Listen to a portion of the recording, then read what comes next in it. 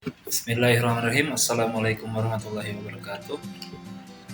Ya, ya teman-teman, sedikit ada yang mengganggu pikiran saya soal pertanyaan teman-teman saya ya, ya tentang hukumnya menyogok untuk pekerjaan dan masuk sekolah atau kampus lewat jalur khusus berarti ya kalau masuk ke kampus atau masuk ke sekolah.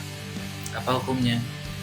Ya, saya sendiri ya kalau untuk secara hukum gamblang pasti nyebutin nggak boleh, tapi kita kita carilah referensi yang lebih menggugah.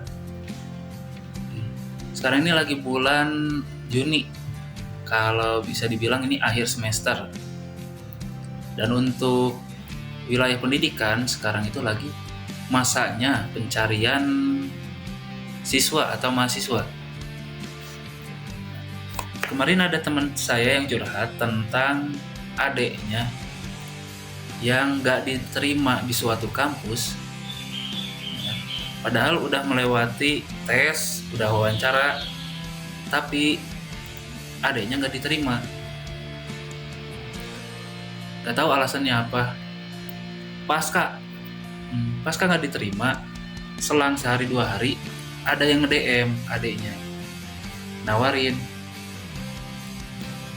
Di dalam DM-nya itu kayak gini, "Dek, kamu nomor urut sekian, udah melewati tes sama wawancara, tapi gagal. Gimana, mau dibantu nggak? Kalau mau dibantu, harus bayar sekian." Nah, praktek kayak gini masuknya baik atau enggak? Ya pasti jelek secara umum. Tapi beberapa orang masih ada yang memperjuangkan. Gak perlu dibahas lah untuk yang memperjuangkan, cuman hukumnya aja, baik atau jelek. Dia nanya ke saya, kira-kira bagusnya kayak gimana? Saya jelas, dengan jelas jawab, ya gak usah, ngapain, pendidikan kok kayak gitu. Kalau ada yang mau pintar ya belajar sendiri. Ngapain nitip nama di kampus gede? Terus cita-citanya gimana? Insya Allah, kalau dia usaha pasti berhasil. Ngapain mikirin yang lain? Itu jawaban sederhana. Tapi kalau kira-kira hukumnya kayak gimana? Ya kalau untuk hukum, saya orang yang seneng mencari referensi dulu sebelum menjawab. Dan kalaupun saya mencari referensi, cari bacaan yang sudah jelas dulu buat dijelaskan ke orang lain. Contoh, saya ngambil kutipan dari yang online. Di sini saya perlihatkan. Hukum transaksi titip tes masuk sekolah ya. Ini dirilis pada Jumat 5 September 2014. Dalam tulisan ini ya, kita langsung bahas secara gamblang. Ada sesuatu yang lumrah di dunia pendidikan, yakni transaksi titip menitip. Artinya sebagian orang meminta tolong kepada suatu pimpinan lembaga agar siswa atau mahasiswa bisa dapat masuk ke dalam lembaga yang mereka inginkan. Lanjut ke bagian kedua, ya langsung ke jawaban. Dalam pandangan kami, transaksi titip sebagaimana yang dideskripsikan dalam pertanyaan di atas adalah bentuk kezaliman. Sebab itu adalah pengambilan hak orang lain dengan cara-cara yang tidak dibenarkan. Qala Ibnu Jauzi, az-zulmu yashtamilu ala ma'siyatain, akhdhu haqqil ghairi bighairi haqqin wa mubarazatur rabbi bil mukhalafah.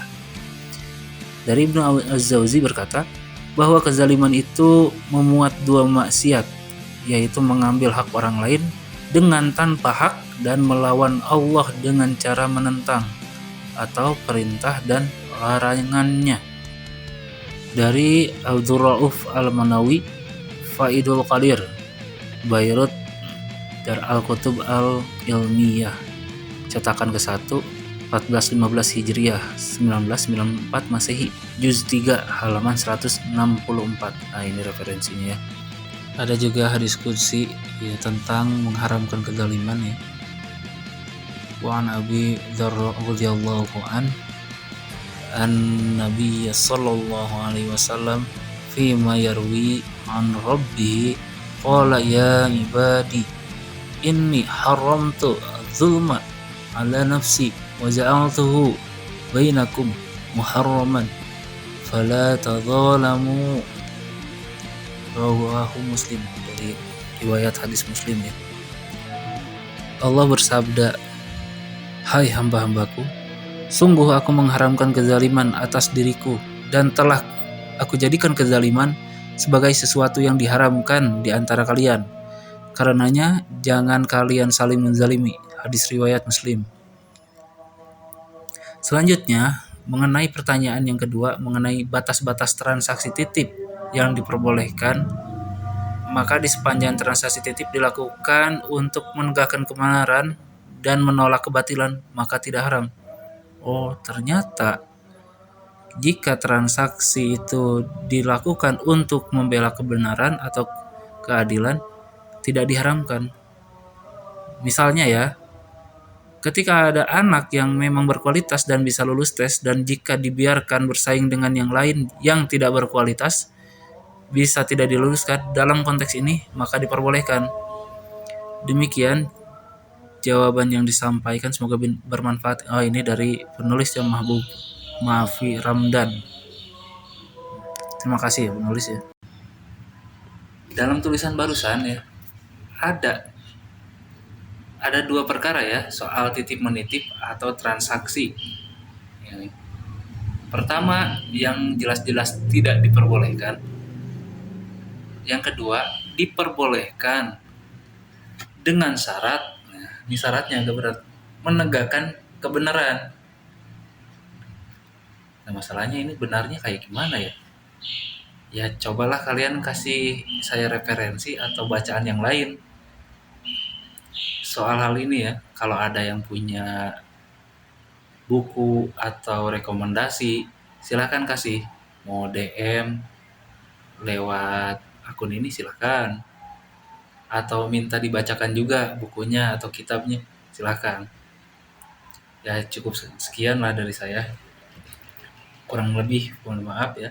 Kebenaran cuma sementara, karena kebenaran yang hakiki hanya milik Allah Subhanahu wa taala. Tugas kita cuma belajar. Thalabul ilmi fardhatun ala kulli muslimin. Belajar itu wajib bagi setiap umat muslim. Thalabul ilmi minal mahdi ilal lahdi. Belajar itu dari mulai dilahirkan hingga akhir hayat ya. Tugas kita cuma belajar. Nah, cukup sekian dari saya ya. Kurang lebihnya mohon maaf. Wallahul muwaffiq ila aqwamit thoriq. Assalamualaikum warahmatullahi wabarakatuh.